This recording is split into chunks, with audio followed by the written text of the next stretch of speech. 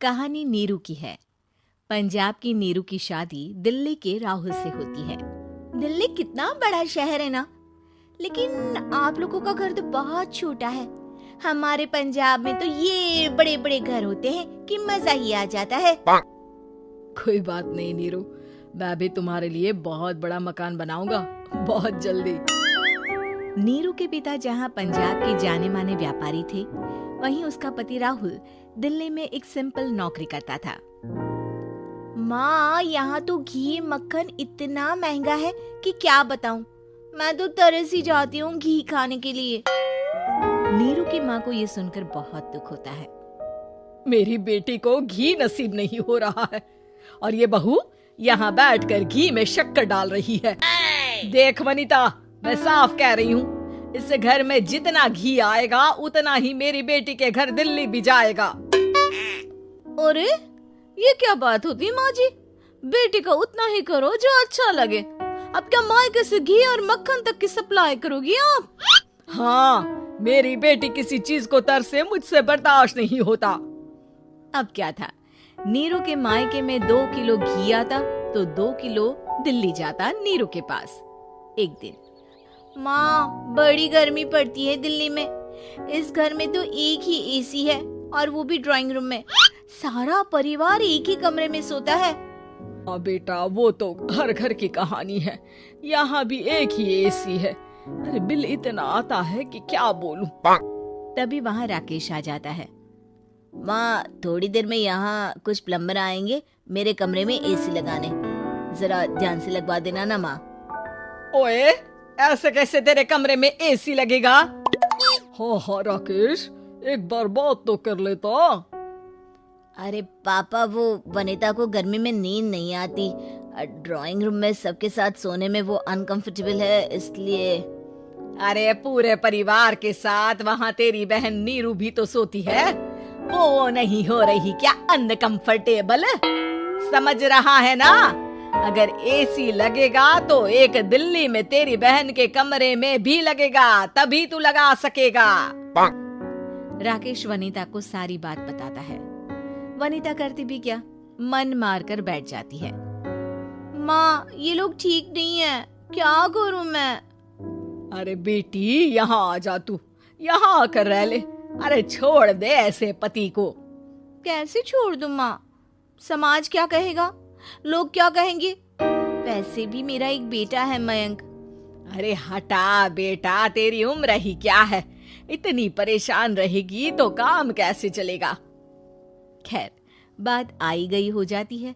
माँ को लगता है कि नीरू ठीक है, तो वहीं नीरू के मन में एक ही लाइन चल रही होती है, यहाँ आजा। माँ ने तो बोल ही दिया है कि यहाँ आजा, बस मयंक थोड़ा सा बड़ा हो जाए, इन गरीबों को छोड़कर मैं वापस माँ के पास ही चली जाऊंगी। वो इसी सोच में बाजार में चल रही थी कि मैम, आपका दुपट्टा जमीन को छू रहा है। नीरू जैसे ही उस लड़के की तरफ देखती है, देखती ही रह जाती है। हाय रे, कितना सुंदर लड़का है ये। अब क्या हुआ? मैंने कहा आपका दुपट्टा। तो खुद ही उठाकर दे दो ना। लड़का समझ जाता है कि नीरू उस पर फिदा हो चुकी है। वो उससे उसका नंबर लेकर चला जाता है। अब क्या था, नीरू और रोहित में लगातार बातें होने लगती है। मैं हरियाणा का रहने वाला हूँ, यहाँ एक बड़ी कंपनी का मैनेजर हूँ। अच्छा, और कितने बच्चे हैं तुम्हारे? बच्चे? अरे मेरी तो शादी भी नहीं हुई है। तुम बताओ, शादी करोगी? नीरू शर्मा जाती है। अब लेकिन मैं तो पहले से ही शादीशुदा हूँ। मुझे फर्क नहीं पड़ता, बस तुम शादी कर लो, भाग चलते हैं। बहुत पैसे वाला हूँ मैं, हमेशा खुश रखूंगा तुम्हें। नीरू रोहित से मिलकर सारा प्लान बना लेती है और फिर एक दिन घर से भाग जाती है। दोनों शादी कर लेते हैं। शादी के बाद, क्या बात है नीरू, तुम्हें परेशान सा देखता हूँ, सब ठीक तो है ना? हाँ, सब ठीक है।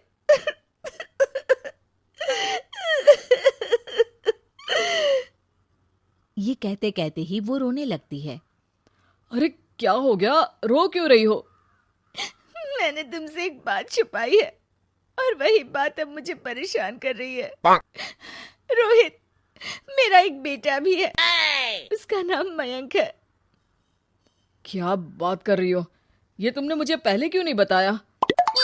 देखो नीरू, मेरी माँ को मैंने ये नहीं बताया है कि तुम शादीशुदा हो। बच्चा मैं मैनेज नहीं कर पाऊंगा। नीरू को समझ में नहीं आता कि वो क्या करे।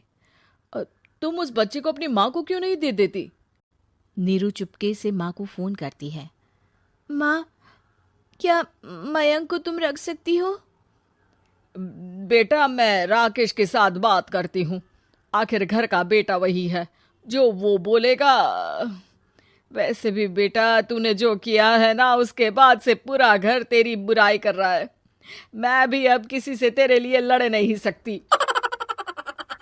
राकेश बेटा, नीरू ने तो जो किया बहुत ही बुरा किया, लेकिन मैं सोच रही थी कि क्यों ना मयंक को हम यहाँ ले आए।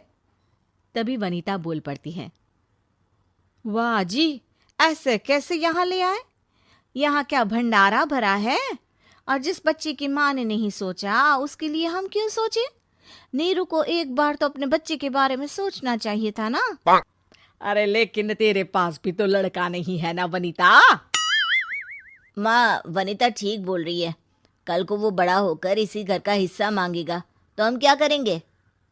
माँ कहती भी तो क्या, वो चुप रह जाती है। वहीं नीरू का पहला पति कहता है। माँ, अगर आज भी वो वापस आ जाए तो मैं उसे माफ कर दूंगा। बेटा, गरीबी चीज ही ऐसी है, क्या करेगा। तू तो अब मयंक का सोच। वो बेचारा तो बिना माँ का हो गया। मयंक के खातिर तू दूसरी शादी कर ले बेटा।